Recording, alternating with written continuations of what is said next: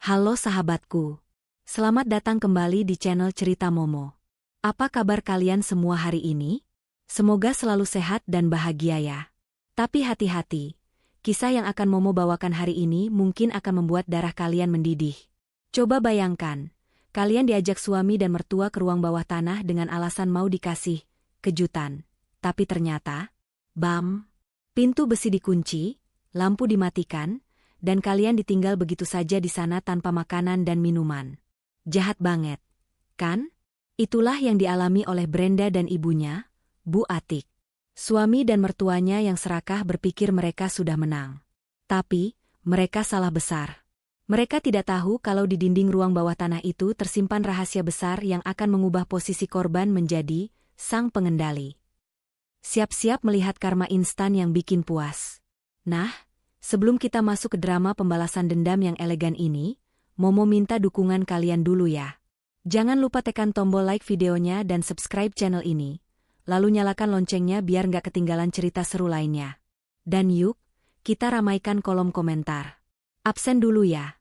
Tulis nama kalian, asal kota, dan ketik kata, hadir. Momo pengen tahu nih, sahabat setia Momo ini asalnya dari mana saja? Sudah siap menahan emosi? Tarik napas dalam-dalam, mari kita masuk ke ceritanya.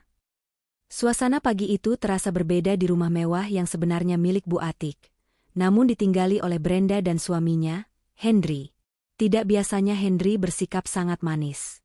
Ia bahkan menyiapkan sarapan dan tersenyum lebar menyambut kedatangan ibu mertuanya, Bu Atik, yang baru saja tiba dari luar kota. Brenda merasa hatinya berbunga-bunga, mengira bahwa suaminya akhirnya berubah menjadi pria yang lebih perhatian. Bu Mini, ibu kandung Henry yang biasanya sinis dan ketus pada Brenda, hari ini juga terlihat aneh. Wajahnya dipenuhi senyum yang dipaksakan, seolah sedang menahan tawa kemenangan yang belum waktunya.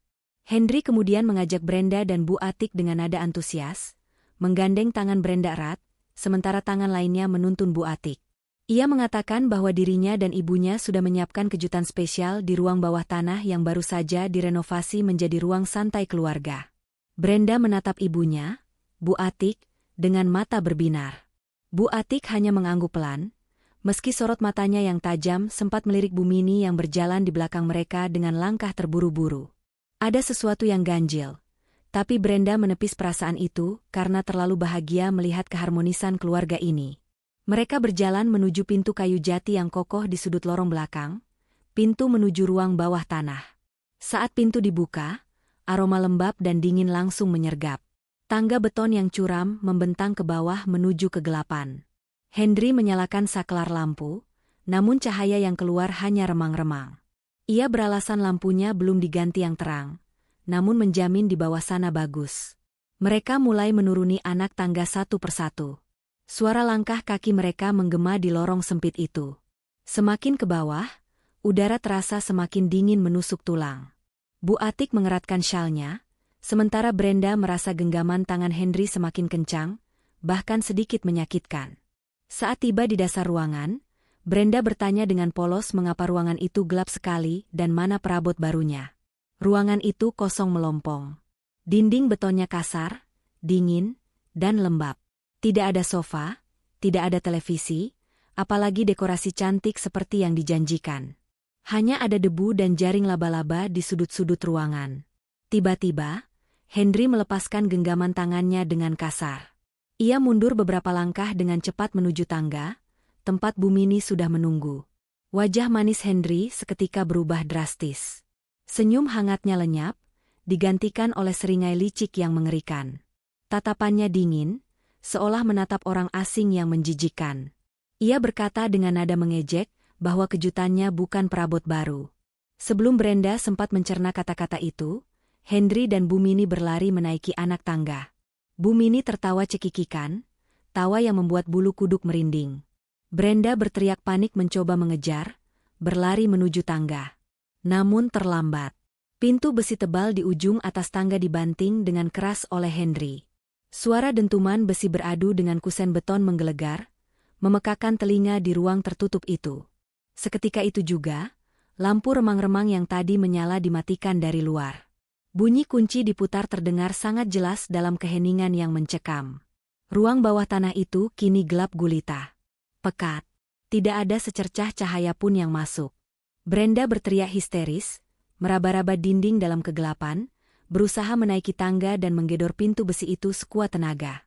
Ia memukul pintu besi yang dingin itu dengan kepalan tangannya hingga terasa sakit, memohon agar pintu dibuka. Namun, yang terdengar hanya suara tawa samar dari balik pintu tebal itu. Tawa Henry dan Bu Mini yang berpadu, terdengar sangat puas. Henry berseru dari balik pintu menyuruh Brenda menikmati kamar barunya. Bu Mini menambahkan dengan nada penuh kebencian, menyuruh Bu Atik menikmati sisa hidupnya di sana bersama anaknya yang manja. Brenda merosot di depan pintu. Kakinya lemas. Ia tidak percaya dengan apa yang baru saja terjadi.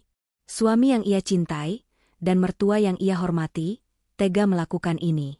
Air matanya tumpah, membasahi pipinya yang dingin. Ia merasa sesak napas, ketakutan akan kegelapan dan ruang sempit mulai menghantuinya. Ia memanggil ibunya dengan isak tangis ketakutan. Di tengah kegelapan pekat itu, Brenda merasakan sebuah tangan yang hangat dan tenang menyentuh bahunya. Itu tangan Bu Atik. Berbeda dengan Brenda yang panik dan histeris, nafas Bu Atik terdengar sangat teratur. Tidak ada getaran ketakutan dalam sentuhannya. Bu Atik meminta Brenda tenang, dan jangan menghabiskan tenaga untuk berteriak pada orang-orang tuli itu. Suaranya terdengar lirih namun tegas, memecah kepanikan Brenda. Brenda meraba tangan ibunya, mencari pegangan, mengeluh bahwa mereka dikunci dan dibohongi, serta ketakutan akan mati kelaparan di sana. Bu Atik menarik Brenda ke dalam pelukannya, membiarkan anaknya menangis sebentar. Dalam gelap, mata Bu Atik justru terbuka lebar, menatap ke arah dinding terjauh di ruangan itu. Ia tidak terkejut. Sejak awal menginjakan kaki di rumah ini, insting seorang ibu dan pengusaha sukses sudah memberinya peringatan. Ia tahu Henry bukan pria baik-baik. Bu Atik berbisik agar Brenda menghapus air matanya. Ia berkata bahwa Henry dan Bu Mini berpikir mereka sudah menang karena memegang kunci pintu besi itu, padahal mereka bodoh. Brenda terisak, bingung dengan ketenangan ibunya. Bu Atik melanjutkan ucapannya dengan penuh arti, bahwa mereka hanya tahu rumah ini dari luarnya saja, tapi lupa siapa yang membangun rumah ini dan siapa yang membayar setiap bata yang terpasang di sini. Keheningan di ruang bawah tanah yang gelap itu tiba-tiba pecah oleh suara dengung yang menyakitkan telinga. Sebuah cahaya merah kecil berkedip di sudut langit-langit, diikuti suara kresek statis dari pengeras suara tua yang terpasang di sana. Rupanya, Henry ingin memastikan penderitaan istri dan mertuanya terdengar jelas, atau mungkin ia ingin menikmati momen kemenangannya dengan lebih dramatis. Suara tawa Henry terdengar menggema melalui intercom itu, terdengar terdistorsi namun syarat dengan nada ejekan yang menyayat hati. Brenda mendongak ke arah sumber suara, air matanya masih mengalir deras. Ia mendengar suaminya berbicara dengan nada yang belum pernah ia dengar sebelumnya. Dingin, angkuh, dan penuh perhitungan. Henry mengatakan bahwa ia lelah bersandiwara menjadi suami yang baik dan menantu yang patuh. Ia mengaku muak harus pura-pura hormat pada Bu Atik setiap hari. Kata-kata itu meluncur tajam seperti sembilu, mengiris hati Brenda. Ternyata, selama 2 tahun pernikahan mereka, semua perhatian dan kasih sayang Henry hanyalah topeng belaka. Suara cempreng Bu Mini kemudian menyusul, menimpali ucapan anaknya. Dengan nada meremehkan, wanita tua itu berkata bahwa akhirnya ia bisa menyingkirkan beban tua di rumah ini. Bu Mini menghina Bu Atik sebagai wanita tua yang pelit, karena selalu mengawasi pengeluaran rumah tangga, dan tidak membiarkan Henry memegang kendali penuh atas keuangan keluarga. Ia bahkan dengan lantang mengatakan bahwa rumah mewah ini seharusnya menjadi milik Henry sepenuhnya sebagai kepala keluarga, bukan dikuasai oleh mertua perempuan yang sok berkuasa. Di kegelapan, Brenda meremas tangan ibunya, tubuhnya gemetar menahan amarah dan kesedihan yang bercampur aduk. Ia berteriak ke arah intercom, bertanya mengapa Henry tega melakukan ini padanya. Namun, jawaban Henry justru membuat Brenda semakin hancur. Pria itu dengan enteng menjawab bahwa ia menikahi Brenda hanya karena aset dan warisan Bu Atik. Ia membutuhkan tanda tangan Brenda untuk surat kuasa pengalihan seluruh aset properti dan perusahaan atas nama Bu Atik kepada dirinya. Henry mengancam, jika Brenda tidak mau menandatangani dokumen yang sudah ia siapkan nanti, pintu itu tidak akan pernah dibuka. Tidak akan ada makanan, tidak ada air, sampai mereka berdua membusuk atau menyerah. Ancaman itu nyata. Henry berkata ia akan membiarkan mereka kelaparan selama beberapa hari untuk melunakkan keras kepala mereka. Bu Mini tertawa lagi, menambahkan bahwa ia sudah tidak sabar ingin menempati kamar utama Bu Atik yang luas dan membuang semua barang-barang kuno milik besannya itu. Mereka berdua di atas sana terdengar seperti orang yang sedang merayakan pesta kemenangan besar, tanpa sedikit pun rasa bersalah telah menyekap dua nyawa di ruang bawah tanah yang pengap. Brenda merasa dunianya runtuh. Ia merasa bodoh karena tidak pernah menyadari niat jahat orang-orang terdekatnya. Ia menangis terseduh-seduh, memohon belas kasihan, bukan untuk dirinya, tapi untuk ibunya yang sudah tua. Namun, permohonan itu hanya dibalas dengan bunyi klik yang mematikan intercom. Sambungan terputus. Keheningan kembali menyelimuti mereka, namun kali ini terasa lebih mencekam karena harapan Brenda pada hati nurani suaminya telah musnah. Berbeda dengan Brenda yang hancur, Bu Atik masih duduk diam di lantai beton yang dingin.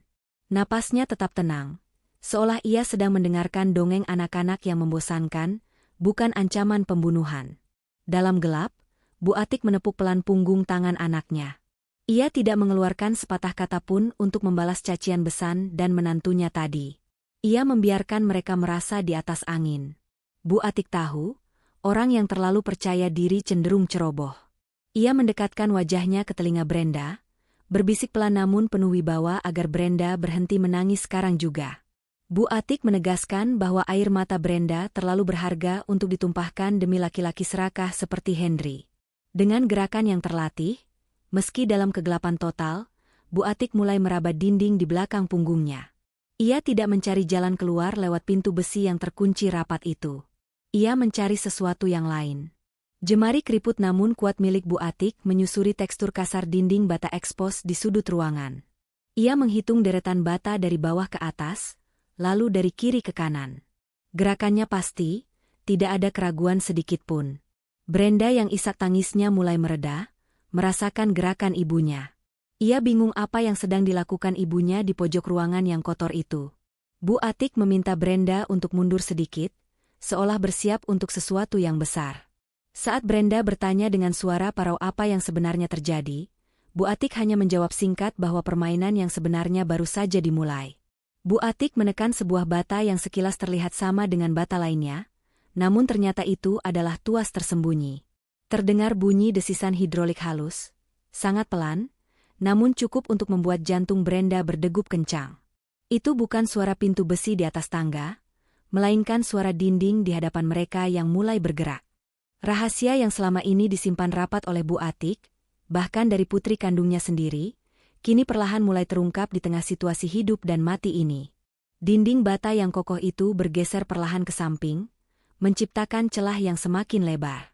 Suara gesekan batu yang berat namun halus memenuhi ruangan, diikuti oleh hembusan udara sejuk yang beraroma samar seperti ozone dan mesin pendingin udara.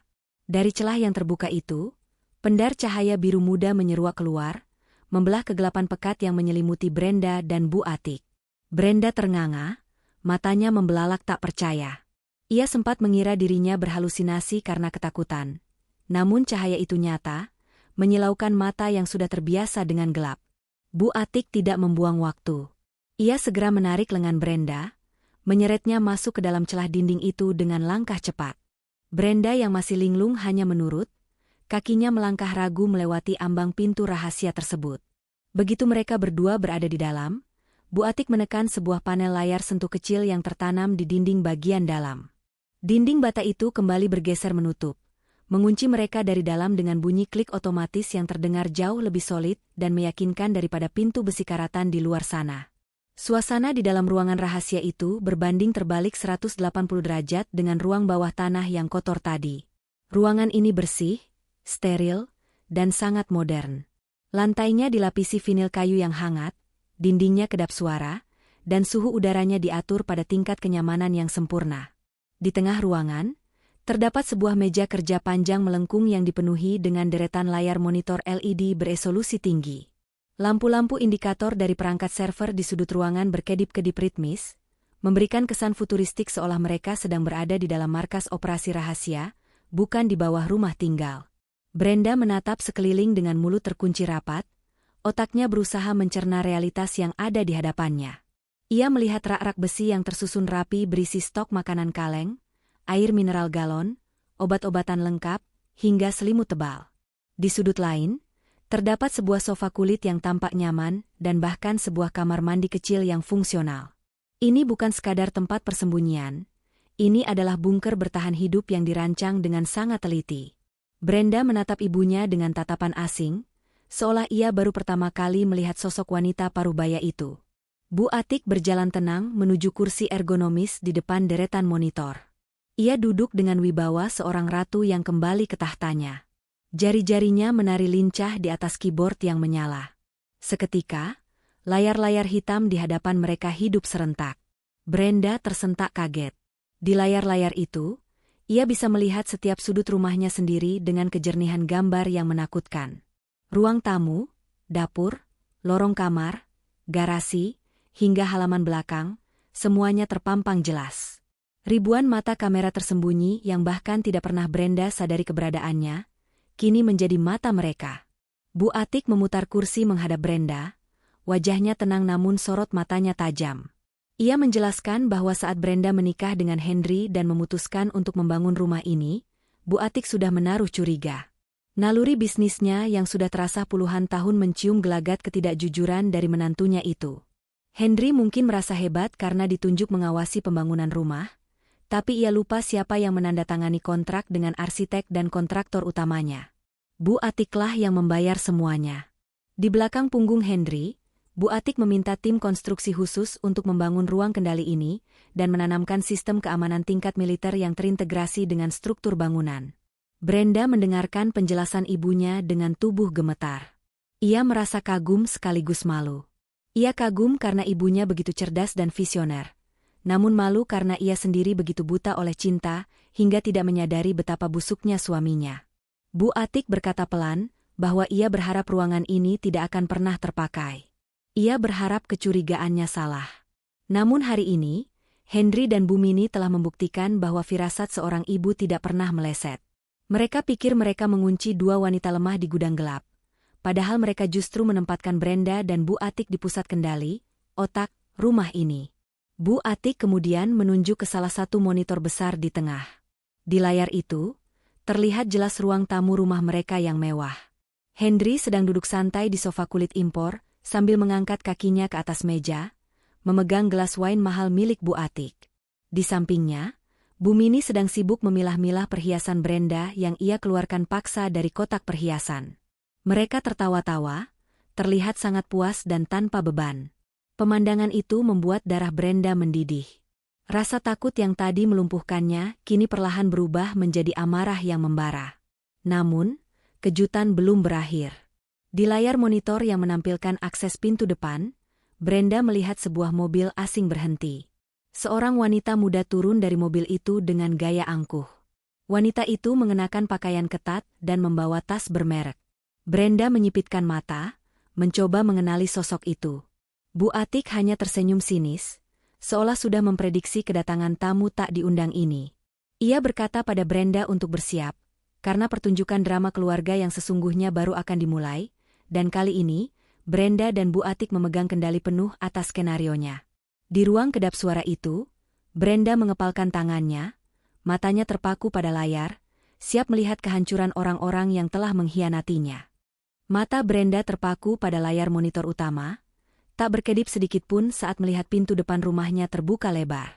Wanita muda yang baru saja turun dari mobil itu melenggang masuk dengan percaya diri, seolah ia adalah nyonya rumah yang sesungguhnya. Namun, pemandangan yang menyusul setelahnya membuat napas Brenda tercekat hebat. Henry, suami yang baru saja mengunci Brenda di ruang bawah tanah, menyambut wanita itu bukan dengan jabat tangan atau sapaan sopan, melainkan dengan pelukan erat dan ciuman mesra di pipi. Pemandangan itu begitu menyakitkan, lebih menyakitkan daripada pukulan fisik manapun. Wanita itu, yang dipanggil Henry dengan nama Vera, tampak manja menggelayut di lengan Henry. Ia tertawa renyah saat Henry membisikkan sesuatu di telinganya.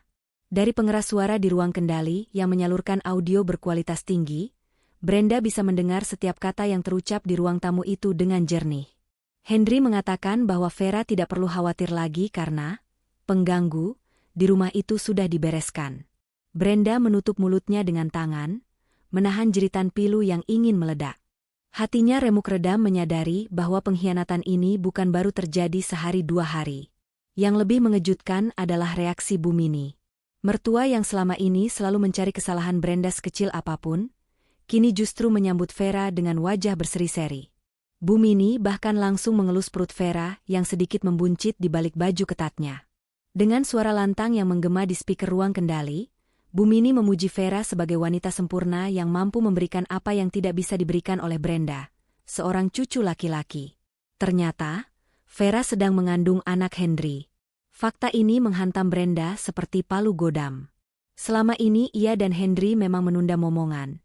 Namun ternyata itu hanya alasan Henry untuk menyembunyikan perselingkuhannya yang sudah membuahkan hasil. Vera duduk di sofa kesayangan Brenda, mengangkat kakinya dengan tidak sopan, lalu bertanya dengan nada manja kapan ia bisa mulai merombak dekorasi rumah itu. Ia bilang ia benci warna cat dinding pilihan Brenda, dan ingin mengganti semuanya agar lebih berkelas. Henry tertawa, menyetujui semua permintaan Vera sambil menuangkan minuman dingin. Mereka bertiga, suami, mertua, dan selingkuhan, terlihat seperti keluarga bahagia yang baru saja membuang sampah busuk dari kehidupan mereka. Sampah itu adalah Brenda dan Bu Atik. Di dalam ruang kendali yang dingin, Brenda merosot ke lantai. Tangisnya pecah tanpa suara. Ia merasa dirinya sangat tidak berharga. Semua pengorbanan, cinta, dan kesetiaannya selama ini dibalas dengan kekejaman yang tak terbayangkan. Ia merasa gagal sebagai istri, gagal sebagai menantu, dan gagal sebagai wanita. Namun, Bu Atik tidak membiarkan putrinya larut dalam kesedihan terlalu lama. Ia bangkit dari kursinya, menghampiri Brenda, dan memegang kedua bahu putrinya dengan cengkeraman yang kuat. Bu Atik memaksa Brenda untuk berdiri dan melihat ke layar sekali lagi. Ia berkata dengan nada tegas, bukan untuk menghibur, tapi untuk membakar semangat. Bu Atik menunjuk wajah Henry yang sedang tertawa di layar. Ia bertanya pada Brenda, apakah laki-laki seperti itu pantas ditangisi? Apakah air mata Brenda layak keluar demi seseorang yang sedang merayakan penderitaan istrinya sendiri? Ucapan Bu Atik menampar kesadaran Brenda. Benar, menangis tidak akan mengubah keadaan. Menangis tidak akan membuat pintu besi di luar sana terbuka. Bu Atik menarik kursi kosong di sebelahnya dan mendudukkan Brenda di hadapan panel kendali yang rumit. Ia mulai menjelaskan fungsi tombol-tombol yang berderet di sana. Ini bukan sekadar layar CCTV untuk menonton. Ini adalah pusat syaraf dari seluruh sistem smart home yang tertanam di rumah itu. Bu Atik menunjuk satu panel berwarna biru, menjelaskan bahwa itu adalah pengendali suhu sentral atau HVAC. Dengan satu sentuhan jari, mereka bisa mengubah suhu ruangan di atas sana menjadi sedingin kutub atau sepanas gurun pasir, mengabaikan pengaturan termostat manual di dinding. Lalu Bu Atik menunjuk panel lain yang mengatur sistem pencahayaan. Mereka bisa mematikan listrik di ruangan tertentu, membuat lampu berkedip, atau menyalakannya dengan intensitas yang menyilaukan mata. Ada juga panel untuk sistem audio yang terhubung ke speaker tersembunyi di setiap plafon ruangan, yang biasanya digunakan untuk memutar musik latar, namun kini bisa digunakan untuk tujuan lain. Dan yang paling penting, ada tombol merah besar di sudut kanan atas panel yang dilindungi kaca mika. Bu Atik menjelaskan bahwa itu adalah tombol darurat untuk sistem keamanan lockdown. Sekali ditekan, rumah itu akan berubah menjadi benteng tertutup yang tidak bisa ditembus dari luar maupun dalam. Brenda mendengarkan penjelasan ibunya sambil menatap tangan-tangannya sendiri yang gemetar. Perlahan, getaran itu berhenti. Rasa sakit di hatinya mulai memadat menjadi bola api kemarahan. Ia menatap layar monitor lagi, melihat Vera yang kini sedang memakan buah-buahan dari kulkas Brenda. Rasa iba pada diri sendiri lenyap, digantikan oleh keinginan kuat untuk membalas setiap detik rasa sakit yang ia rasakan. Brenda menoleh ke arah Bu Atik, tatapannya kini berubah tajam dan dingin, persis seperti tatapan ibunya. Ia bertanya pelan, tombol mana yang harus ia tekan pertama kali untuk menghapus senyum kemenangan di wajah mereka. Bu Atik tersenyum bangga, lalu menunjuk ke arah panel pengatur suhu. Waktunya bermain telah tiba. Jari telunjuk Brenda melayang di atas panel kaca layar sentuh yang menampilkan pengaturan suhu ruang tamu. Rasa ragu yang sempat menyelimuti hatinya kini lenyap tak berbekas, digantikan oleh dorongan kuat untuk memberikan pelajaran yang tak akan terlupakan. Di sebelahnya, Bu Atik mengangguk pelan, memberikan izin tanpa kata. Brenda menarik napas panjang, lalu dengan gerakan tegas, ia menggeser ikon pengatur suhu dari posisi normal 24 derajat Celcius, langsung ke angka maksimal 32 derajat dengan mode pemanas aktif. Di layar monitor, efeknya tidak langsung terlihat, namun Brenda menunggu dengan sabar. Di ruang tamu, Vera yang sedang asyik memakan anggur mulai ngibas-ngibaskan tangannya di depan wajah. Ia mengeluh bahwa udara tiba-tiba terasa pengap dan panas. Henry, yang duduk di sebelahnya, awalnya tidak terlalu peduli dan mengatakan mungkin AC sedang menyesuaikan suhu otomatis. Namun, 5 menit berlalu, keringat mulai bercucuran di dahi Henry. Kemeja mahalnya mulai terlihat basah di bagian punggung. Bu Mini yang mengenakan kebaya satin tebal, mulai mengelap lehernya dengan tisu berkali-kali, wajahnya memerah menahan gerah. Brenda tersenyum tipis. Ini baru permulaan. Ia melihat Henry bangkit dengan kesal mencari remote AC di dinding. Henry menekan-nekan tombol remote dengan kasar, namun angka di layar remote tidak berubah. Sistem pusat yang dikendalikan Brenda telah memblokir semua akses manual. Henry membanting remote itu ke sofa, mengumpat kasar tentang kualitas barang elektronik di rumah itu yang menurutnya rongsokan. Ia tidak tahu bahwa kerusakan itu disengaja. Vera mulai merengek. Suaranya yang manja kini berubah menjadi lengkingan protes yang menyebalkan. Ia berteriak bahwa ia tidak bisa tinggal di rumah sauna seperti ini, apalagi dalam kondisi hamil muda. Melihat kepanikan kecil itu memberikan kepuasan tersendiri bagi Brenda. Ternyata, memegang kendali atas kenyamanan orang-orang yang menyakitinya terasa sangat memberdayakan. Bu Atik kemudian menunjuk tombol lain di panel kontrol, lighting scanner. Brenda mengerti maksud ibunya.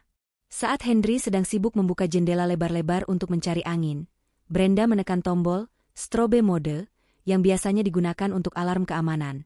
Namun ia atur frekuensinya menjadi lambat dan acak. Lampu kristal gantung yang mewah di tengah ruang tamu tiba-tiba berkedip.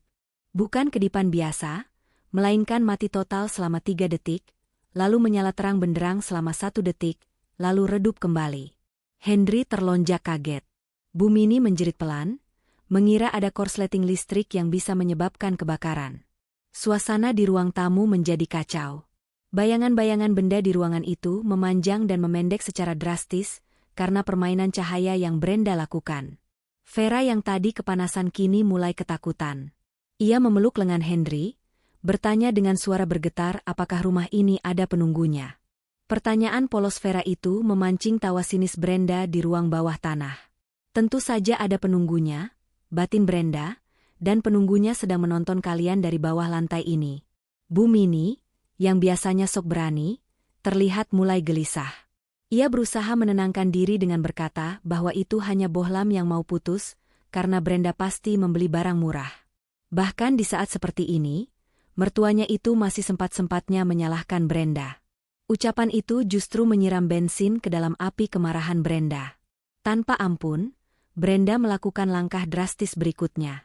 Ia mematikan mode pemanas AC dan langsung membanting pengturan suhu ke titik terendah, 16 derajat Celcius dengan kekuatan kipas maksimal.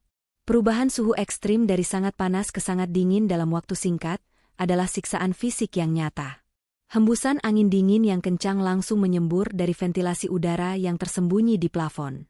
Henry yang baru saja membuka kancing kemejanya karena kepanasan, kini tiba-tiba menggigil disergap udara beku buatan. Di layar monitor, terlihat jelas kebingungan di wajah mereka bertiga. Mereka seperti tikus yang terperangkap dalam labirin eksperimen. Henry berteriak memanggil asisten rumah tangga, lupa bahwa ia sudah meliburkan semua pembantu hari ini agar aksi penyekapannya berjalan mulus tanpa saksi. Tidak ada yang datang. Tidak ada yang menjawab. Hanya suara desising angin AC yang semakin kencang dan lampu yang terus berkedip tidak beraturan, seperti detak jantung yang sekarat. Vera mulai menangis, mengatakan perutnya kram karena kaget dan suhu yang tidak stabil. Henry tampak frustrasi, ia mencoba berjalan menuju saklar lampu manual di dinding untuk mematikannya, tapi tentu saja, saklar itu sudah tidak berfungsi. Brenda memainkan tombol on-off lampu utama dengan ritme yang membuat pusing siapa saja yang melihatnya. Terang. Terang. Suasana psikologis di ruang tamu mulai runtuh. Rasa nyaman dan kemenangan yang mereka rasakan 10 menit lalu kini berganti menjadi paranoia. Bu Atik kemudian menyentuh bahu Brenda, memberi isyarat untuk berhenti sejenak. Brenda melepaskan jarinya dari panel. Lampu di ruang tamu kembali menyala normal, dan suhu AC perlahan naik ke angka standar. Di atas sana, Henry, Bu Mini, dan Vera terdiam, napas mereka memburu. Mereka saling pandang dengan tatapan bingung dan takut. Keheningan tiba-tiba itu justru lebih menakutkan daripada kekacauan sebelumnya.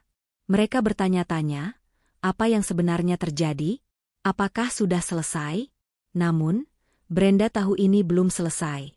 Ia melihat ibunya mengetikkan sesuatu di keyboard. Sebuah jendela baru terbuka di layar monitor utama, audio system control. Bu Atik tersenyum penuh arti. Jika serangan fisik berupa suhu dan cahaya hanya membuat mereka tidak nyaman, maka serangan berikutnya akan menghancurkan mental mereka. Bu Atik memutar kembali rekaman suara yang tersimpan otomatis di server 1 jam yang lalu. Rekaman saat Henry dan Bu Mini merencanakan niat jahat mereka di depan pintu ruang bawah tanah. Jari Bu Atik menunjuk tombol, broadcast all rooms. Giliran suara dari masa lalu yang akan menghantui mereka. Keheningan yang mencekam kembali menyelimuti ruang tamu setelah pesta lampu dan suhu ekstrim tadi berakhir. Henry berdiri terpaku di tengah ruangan, matanya liar menyapu sekeliling, mencari jawaban logis atas kejadian aneh yang baru saja menimpa mereka. Napasnya masih memburu sisa dari rasa kaget dan dingin yang tiba-tiba. Bu Mini duduk gemetar di sofa, memeluk lututnya sendiri, mulutnya komat-kamit membaca doa yang terdengar ironis mengingat kejahatan yang baru saja ia lakukan. Sementara itu, Vera tampak paling terguncang. Wajah cantiknya pucat, tangannya memegang perut, matanya menatap Henry dengan sorot penuh tanda tanya dan ketakutan. Di dalam ruang kendali bawah tanah, Brenda menatap layar monitor dengan dada bergemuruh. Jarinya sudah siap di atas tombol enter yang akan mengirimkan gelombang kejut berikutnya. Bu Atik mengangguk pelan, memberikan isyarat final. Tanpa ragu, Brenda menekan tombol itu. Awalnya, terdengar suara dengungan rendah yang bergetar dari dinding-dinding rumah. Suara itu seperti berasal dari perut bumi, membuat kaca-kaca jendela bergetar halus. Henry tersentak, ia berteriak bertanya suara apa itu. Namun suaranya tenggelam ketika speaker tersembunyi di langit-langit ruang tamu, mulai memuntahkan audio dengan volume maksimal. Suara yang keluar bukanlah musik atau sirine, melainkan suara percakapan yang sangat familiar. Terdengar suara Bu Mini yang cempreng dan penuh kebencian, jernih seolah ia sedang berbicara menggunakan mikrofon tepat di telinga mereka. Biarkan saja mereka membusuk di bawah sana. Dasar orang tua beban dan anak manja tak berguna. Kita ambil hartanya, lalu kita usir mereka kalau sudah jadi mayat. Wajah Bu Mini yang asli di sofa seketika berubah menjadi seputih kertas. Ia menutup mulutnya dengan tangan, matanya terbelalak horor menatap langit-langit. Ia mengenali suaranya sendiri. Itu adalah kalimat yang ia ucapkan tepat di depan pintu besi ruang bawah tanah kurang dari 1 jam yang lalu. Bagaimana mungkin dinding rumah ini bisa merekam dan memutar ulang ucapan jahatnya? Belum sempat mereka mencerna keterkejutan itu, suara Henry menyusul keluar dari pengeras suara, terdengar angkuh dan kejam. Tenang saja, Bu. Brenda itu bodoh. Dia cinta mati sama aku. Begitu dia tanda tangan surat kuasa itu karena kelaparan, aku akan pastikan dia tidak akan pernah melihat matahari lagi. Rumah ini, pabrik, semua aset Bu Atik akan jadi milik kita. Vera, yang berdiri di samping Henry, langsung mundur beberapa langkah. Matanya membelalak lebar menatap pria yang katanya mencintainya itu. Selama ini, Henry bercerita pada Vera bahwa Brenda adalah istri yang jahat, selingkuh, dan kasar, sehingga Henry merasa pantas menceraikannya. Henry tidak pernah bilang soal rencana penyekapan atau pembunuhan perlahan demi harta. Vera memang wanita simpanan yang menginginkan kemewahan, tapi ia bukan kriminal yang siap terlibat dalam kasus pembunuhan berencana. Suara rekaman itu terus berlanjut, memutar tawa jahat Henry dan Bu Mini yang saling bersahutan merayakan kemenangan mereka. Suara tawa itu menggema di seluruh ruangan, memantul-mantul di dinding, menciptakan efek horor psikologis yang luar biasa. Rasanya seolah-olah rumah itu sendiri sedang menertawakan mereka. Henry berteriak seperti orang gila, menyuruh suara itu diam. Ia berlari ke sana kemari mencari sumber suara, memukul-mukul dinding, bahkan melempar vas bunga ke arah speaker yang ia kira ada di sudut ruangan. Namun usahanya sia-sia. Suara itu ada di mana-mana, mengepung mereka dari segala arah. Di tengah kekacauan itu, Vera berteriak histeris. Ia menuding wajah Henry dengan jari gemetar. Ia bertanya dengan suara melengking, apakah Henry benar-benar mengunci istri dan ibu mertuanya di bawah tanah. Ia menuntut penjelasan, ketakutan mulai merayapi pikirannya bahwa jika Henry bisa sekejam itu pada istri sahnya, apa jaminan Henry tidak akan melakukan hal yang sama padanya jika ia sudah tidak berguna lagi. Henry berusaha mendekati Vera, mencoba memegang tangannya untuk menenangkan. Ia berdalih bahwa itu semua bohong, suara itu adalah rekaman editan, atau mungkin ada hantu yang mencoba mengadu domba mereka. Alasan yang konyol dan tidak masuk akal. Vera menepis tangan Henry dengan kasar. Ia melihat kilatan kekejaman di mata Henry yang tadi sempat ia dengar di rekaman. Kepercayaan Vera runtuh seketika. Bu Mini yang merasa terpojok tiba-tiba berteriak menyalahkan Vera. Ia menuduh Vera membawa sial ke rumah itu. Pertengkaran hebat pun pecah di antara mereka bertiga. Henry membentak ibunya agar diam, Vera menangis histeris minta pulang, dan Bu Mini terus meracau ketakutan tentang arwah gentayangan. Di ruang kendali, Brenda menatap layar monitor dengan perasaan campur aduk. Ada kepuasan melihat keretakan di antara para pengkhianat itu. Mereka mulai saling serang, saling curiga, dan saling menyalahkan. Persatuan mereka yang didasari keserakahan ternyata sangat rapuh. Namun di sisi lain, hati Brenda sakit melihat betapa mudahnya Henry berbohong bahkan saat buktinya sudah terpampang nyata di depan telinga. Bu Atik menepuk bahu Brenda, menyadarkannya dari lamunan. Ia berkata bahwa ini baru tahap penghancuran mental. Mereka belum sampai pada tahap hukuman fisik yang sebenarnya. Bu Atik menunjuk ke layar monitor yang menampilkan pintu-pintu akses keluar rumah.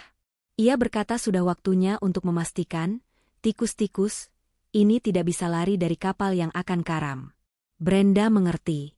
Ia mengarahkan kursor ke tombol merah besar bertuliskan, lockdown mode. Jarinya menekan tombol itu dengan pasti.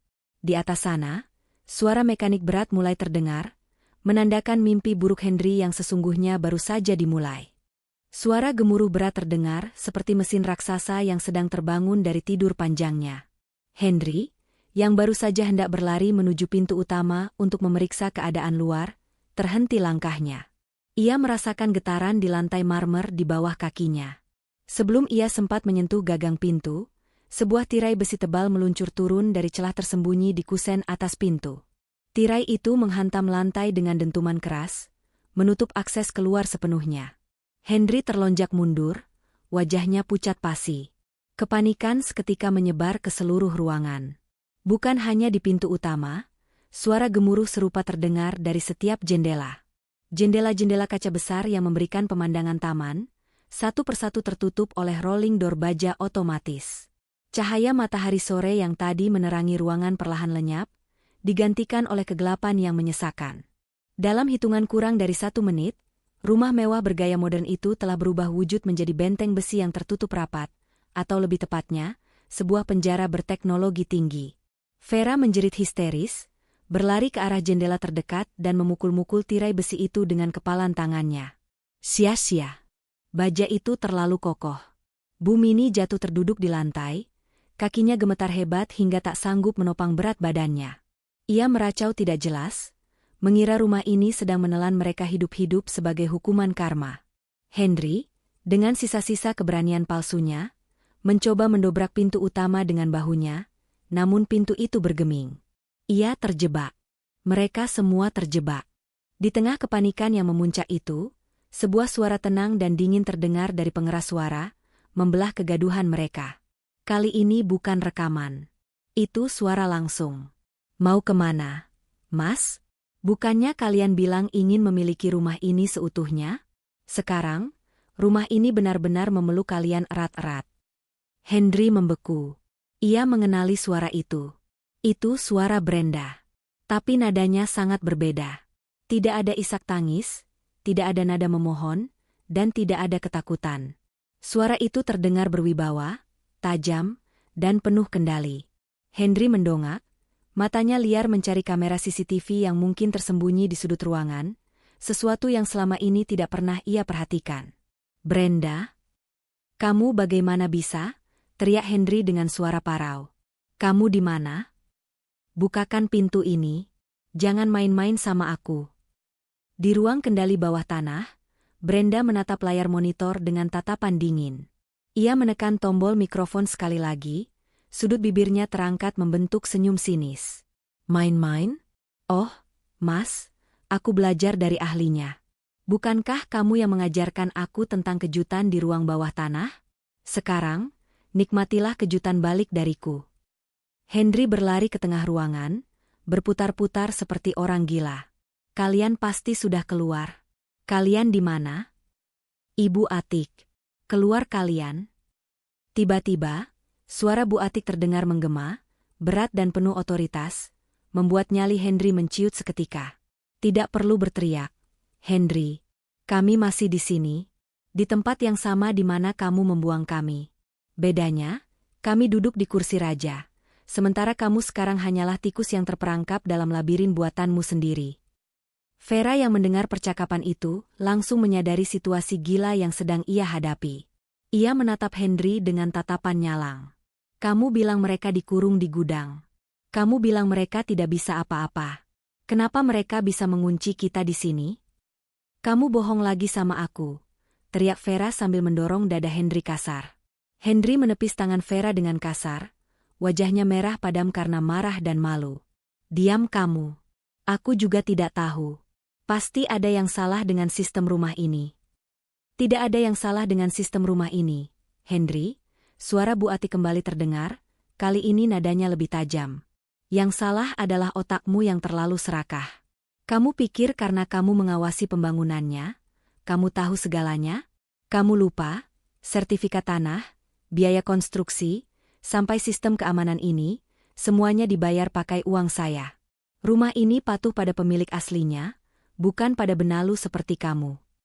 Bu Mini merangkak mendekati kaki Henry, memeluk kaki anaknya sambil menangis meraung-raung. "Henry, ibu takut, gelap, panas. Minta mereka bukakan pintunya, Nak. Ibu mau pulang. Ibu tidak mau harta ini lagi." Pemandangan itu terlihat menyedihkan sekaligus memuaskan bagi Brenda.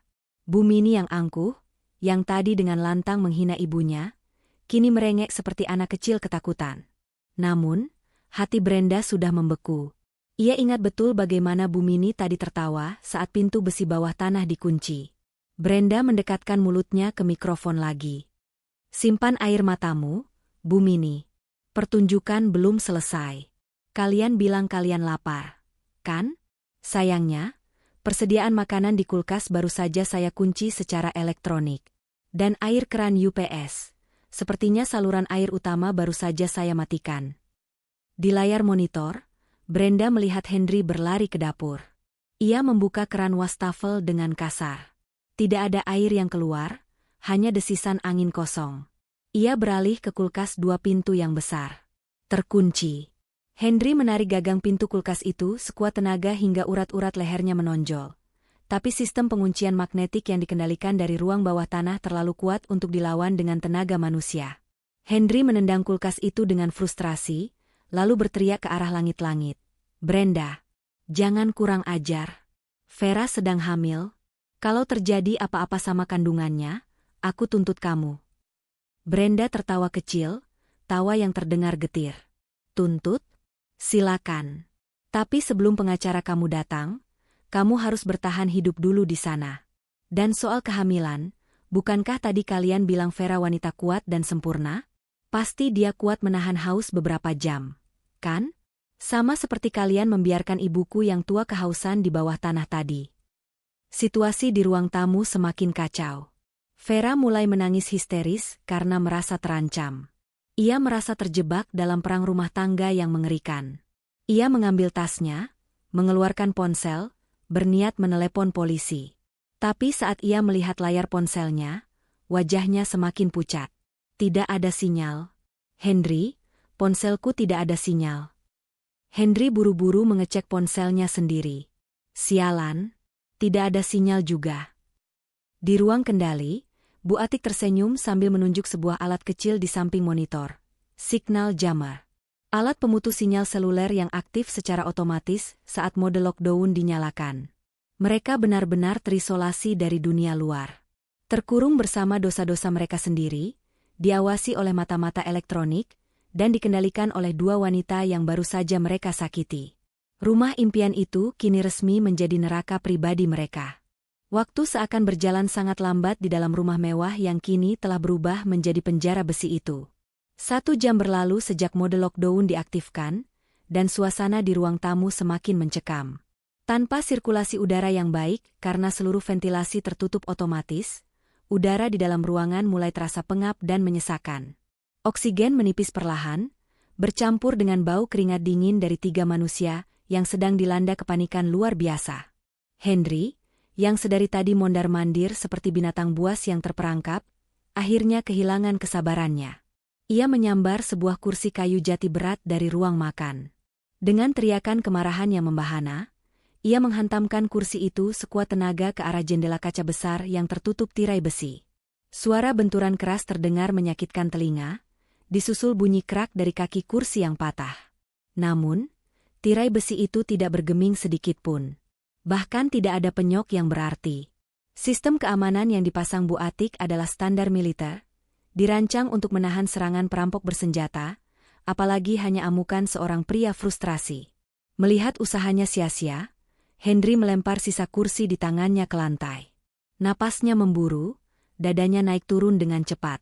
Ia menoleh ke arah Vera yang kini duduk bersandar di dinding dengan wajah pucat dan penuh keringat. Makeup tebal wanita itu mulai luntur, memperlihatkan gurat ketakutan yang nyata. Vera menatap Henry bukan lagi dengan tatapan memuja, melainkan dengan tatapan penuh kebencian dan penyesalan. "Ini semua gara-gara kamu, Henry," teriak Vera tiba-tiba, suaranya parau karena kehausan.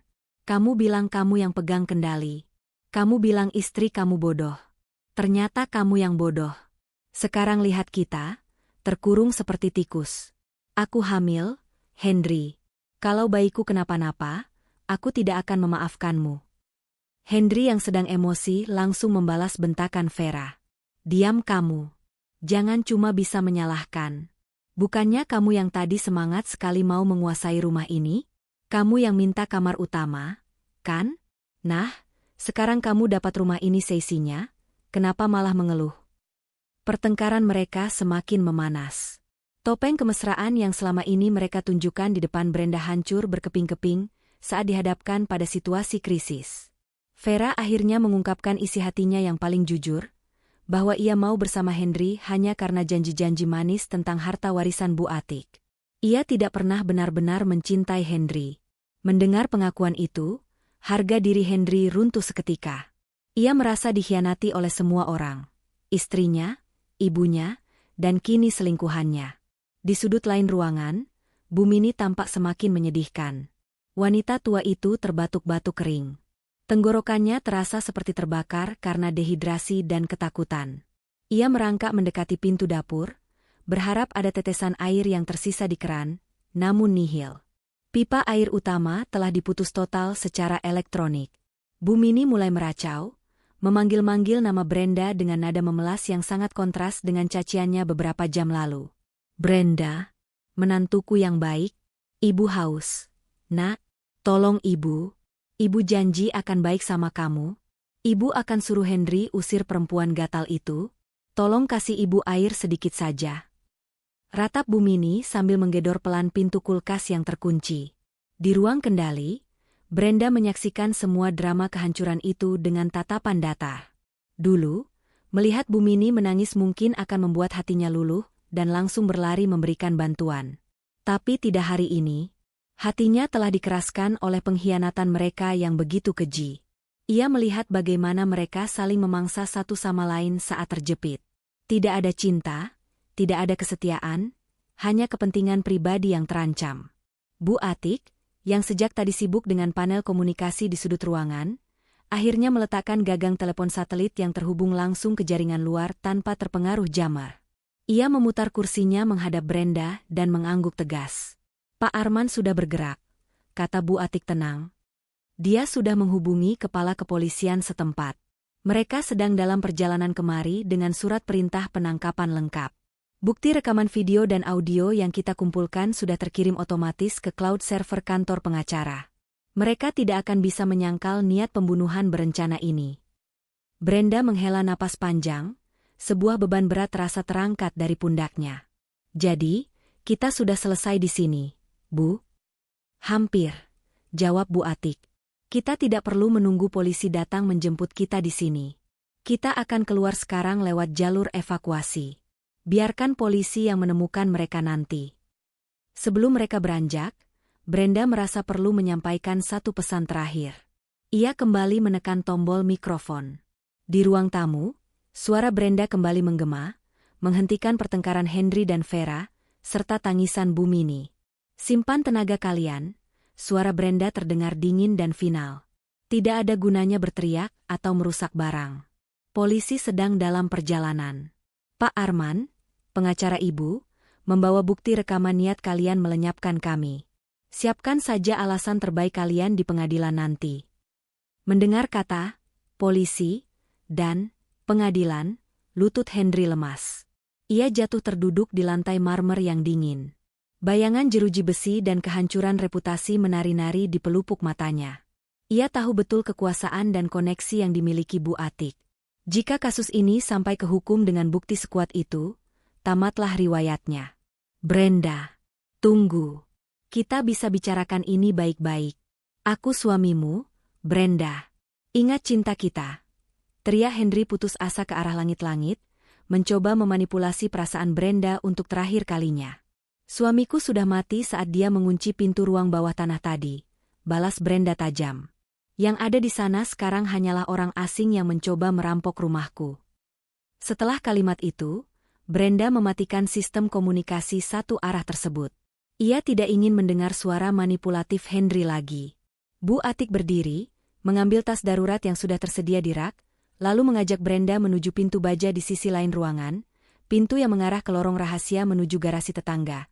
Sebuah rumah kosong yang juga milik Bu Atik namun diatasnamakan orang lain untuk situasi darurat seperti ini. Brenda menatap layar monitor untuk terakhir kalinya.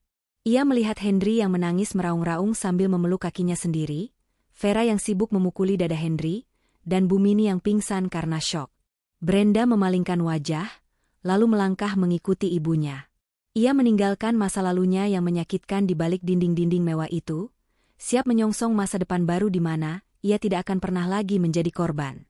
Pintu rahasia tertutup di belakang mereka, meninggalkan 3 manusia serakah itu terkurung dalam kegelapan yang mereka ciptakan sendiri.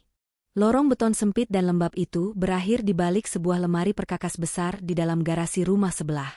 Bu Atik menekan sebuah tombol kecil di dinding, dan lemari berat itu bergeser otomatis, membuka jalan keluar bagi mereka. Brenda melangkah keluar dengan napas lega, paru-parunya serakah menghirup udara segar sore hari yang terasa sangat manis. Jauh berbeda dengan udara beracun penuh kebohongan di rumahnya tadi. Rumah sebelah ini ternyata adalah rumah kosong yang sudah dibeli Bu Atik setahun lalu menggunakan nama samaran, khusus disiapkan sebagai jalur evakuasi darurat. Firasat seorang ibu memang tidak pernah meleset. Investasi keselamatan ini akhirnya menyelamatkan nyawa mereka hari ini.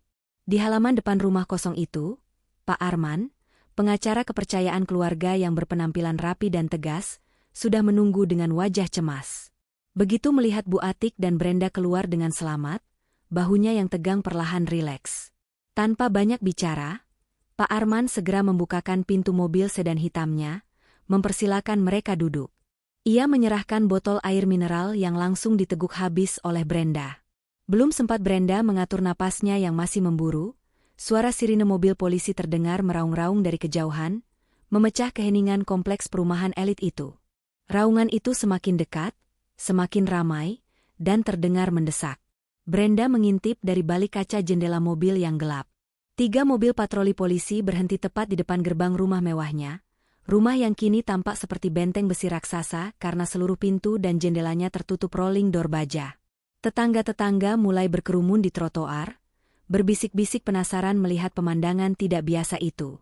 Mereka menunjuk-nunjuk rumah Brenda yang tertutup rapat, bertanya-tanya kejahatan apa yang sedang terjadi di dalamnya. Di dalam rumah yang terkunci itu, Suara sirine polisi terdengar samar namun memberikan harapan palsu bagi Henry. Pria itu, yang tadinya duduk putus asa di lantai, tiba-tiba bangkit dengan mata berbinar. Ia mengira polisi datang karena laporan tetangga yang mendengar keributan, atau mungkin Vera berhasil mendapatkan sinyal sesaat. Henry berpikir ini adalah kesempatan emasnya. Ia akan memutarbalikkan fakta. Ia akan bilang pada polisi bahwa istrinya gila dan menyekap mereka. Henry berteriak pada Bumini dan Vera untuk bersiap memasang wajah paling menyedihkan agar polisi iba. "Kita selamat." Polisi datang. Seru Henry sambil berlari mendekati pintu utama yang masih tertutup besi. "Ayo, Bu, pasang muka sedih. Kita bilang Brenda yang mau membunuh kita." Namun, skenario licik di kepala Henry hancur berantakan ketika terdengar suara megafon dari luar. Suara tegas seorang petugas polisi menembus dinding rumah. "Saudara Henry dan Ibu Mini, kami tahu Anda di dalam. Menyerahlah dan jangan melakukan perlawanan. Kami sudah mengantongi bukti rekaman percobaan pembunuhan berencana." Wajah Henry yang tadi penuh harapan, seketika berubah menjadi abu-abu, seolah darah berhenti mengalir di tubuhnya. Kakinya lemas, lututnya goyah. Vera menjerit histeris mendengar kata, "pembunuhan berencana." Ia langsung menjauh dari Henry, tidak mau dikaitkan dengan kejahatan berat itu. Vera berteriak ke arah pintu, "Saya tidak ikut-ikutan, Pak. Saya cuma tamu." Henry yang melakukan semuanya. Di luar, Pak Arman menyerahkan sebuah tablet kepada kepala polisi. Tablet itu berisi kode akses darurat untuk membuka sistem keamanan rumah. Polisi mengangguk, lalu mengetikkan kode tersebut pada panel digital di dekat pagar. Perlahan, suara gemuruh mekanik kembali terdengar. Tirai besi yang menutup pintu utama dan jendela mulai bergerak naik. Cahaya matahari sore yang kemerahan perlahan masuk kembali ke dalam ruang tamu yang berantakan itu, menyinari wajah-wajah para pengkhianat yang kini pucat pasi. Saat pintu utama terbuka sepenuhnya, pemandangan di dalam sana sungguh menyedihkan. Henry berdiri mematung dengan kemeja basah kuyup oleh keringat, rambut acak-acakan, dan wajah penuh ketakutan. Bu Mini tergeletak lemas di sofa sambil memegangi dadanya, berpura-pura sakit jantung, sementara Vera menangis terseduh-seduh di pojok ruangan. Polisi tidak membuang waktu. 3 petugas berseragam lengkap langsung merangsek masuk dengan senjata siaga. Henry, yang refleks ingin lari ke arah polisi untuk membela diri, langsung dibekuk. Tangannya ditarik paksa ke belakang punggung, dan bunyi klik borgol besi terdengar sangat nyaring, mengakhiri kebebasannya. "Pak, ini salah paham. Istri saya yang gila. Dia mengunci kami," teriak Henry meronta-ronta, masih mencoba menyangkal meski sudah tertangkap basah. "Simpan penjelasan Anda untuk hakim, Pak Henry. Kami sudah melihat videonya. Anda mengunci istri dan mertua Anda di ruang bawah tanah dan berencana membiarkan mereka mati kelaparan," jawab petugas polisi dengan dingin sambil mendorong Henry keluar rumah. Bu Mini yang melihat anaknya ditangkap langsung histeris. Ia mencoba bangun dan memukul-mukul polisi dengan tenaga tuanya yang lemah. "Jangan bawa anak saya. Dia anak baik. Menantu saya yang kurang ajar. Lepaskan." Teriakannya yang cempreng justru membuat para tetangga yang menonton semakin yakin bahwa keluarga ini memang bermasalah. Seorang polisi wanita dengan tegas memegangi Bu Mini dan membawanya keluar, sementara Bu Mini terus meracau menyalahkan semua orang kecuali dirinya sendiri. Vera adalah yang paling kooperatif. Begitu melihat polisi, ia langsung mengangkat kedua tangannya tinggi-tinggi. "Saya saksi, Pak. Saya saksi. Saya lihat mereka merencanakan itu. Jangan tangkap saya lagi hamil." Vera berusaha menyelamatkan dirinya sendiri dengan menjual Henry saat itu juga. Polisi tetap membawanya untuk dimintai keterangan, menggiringnya keluar dengan kepala tertunduk malu. Proses penangkapan itu menjadi tontonan gratis bagi seluruh warga kompleks. Tetangga-tetangga yang selama ini mengenal Henry sebagai suami yang sopan dan santun, kini menatapnya dengan pandangan jijik. Bisik-bisik tetangga terdengar menyakitkan. Ternyata dia mau bunuh istrinya demi harta. Dasar suami tidak tahu diuntung. Kasihan Bu Brenda, untung selamat. Dari dalam mobil Pak Arman yang terparkir agak jauh namun memiliki sudut pandang jelas, Brenda menyaksikan semuanya tanpa berkedip. Ia melihat suaminya, pria yang pernah ia cintai sepenuh hati, kini diseret seperti kriminal kelas teri, dipermalukan di depan umum dengan tangan terborgol. Ia melihat ibu mertuanya yang angkuh kini, tampak seperti nenek tua yang menyedihkan. Tidak ada setetes pun air mata yang jatuh di pipi Brenda. Rasa sakit hatinya telah terbayar lunas. Bu Atik memegang tangan Brenda erat. "Puas, nak?" tanyanya pelan. Brenda mengangguk pelan, matanya menyiratkan kekuatan baru yang lahir dari pengkhianatan. "Sangat puas, Bu. Sekarang, rumah itu sudah bersih dari sampah. Kita bisa membuang semua barang bekas mereka dan memulai hidup baru." Mobil polisi satu persatu mulai meninggalkan halaman rumah, membawa pergi Henry, Bu Mini, dan Vera menuju kantor polisi untuk mempertanggungjawabkan perbuatan mereka. Suara sirine perlahan menjauh, menyisakan keheningan di sore itu. Brenda menyandarkan kepalanya di bahu ibunya. Badai sudah berlalu, dan ia berhasil keluar sebagai pemenang tanpa harus mengotori tangannya sendiri. Namun, masih ada satu hal terakhir yang harus ia lakukan untuk menutup lembaran kelam ini dengan sempurna. 1 bulan telah berlalu sejak insiden penyekapan yang menggemparkan kompleks perumahan elit itu. Hari ini, matahari bersinar cerah, namun tidak bagi Henry yang kini duduk di balik partisi kaca ruang kunjungan penjara. Wajah tampan yang dulu selalu ia banggakan kini tampak kusam, tirus, dan ditumbuhi brewok yang tidak terawat. Lingkaran hitam di bawah matanya menandakan ia tidak bisa tidur nyenyak di atas lantai sel yang keras dan dingin. Ia menunduk malu, tidak berani menatap sosok wanita anggun yang duduk di seberangnya. Brenda datang berkunjung hari ini, bukan untuk melepas rindu, melainkan untuk mengantarkan berkas terakhir yang harus ditandatangani Henry, akta cerai. Brenda tampil memukau dengan balutan blazer putih bersih dan riasan wajah yang segar, sangat kontras dengan kemeja tahanan berwarna oranye dekil yang dikenakan Henry. Di samping Brenda, Pak Arman meletakkan pena dan dokumen di atas meja. Dengan tangan gemetar, Henry meraih pena itu. Namun sebelum menandatanganinya, ia memberanikan diri menatap Brenda. Air mata menggenang di pelupuk matanya. Ia memohon dengan suara serak, meminta Brenda mencabut tuntutan pidana percobaan pembunuhan itu. Henry berjanji akan melakukan apa saja, bahkan menjadi pembantu seumur hidup di rumah Brenda, asalkan ia bisa bebas. Ia bercerita betapa mengerikannya kehidupan di penjara, bagaimana ia dipukuli oleh narapidana lain, dan bagaimana makanan di sana membuatnya sakit perut setiap hari. Brenda mendengarkan keluhan itu dengan wajah datar, tanpa ekspresi iba sedikitpun. Setelah Henry selesai merengek, Brenda hanya tersenyum tipis, senyum yang sangat dingin.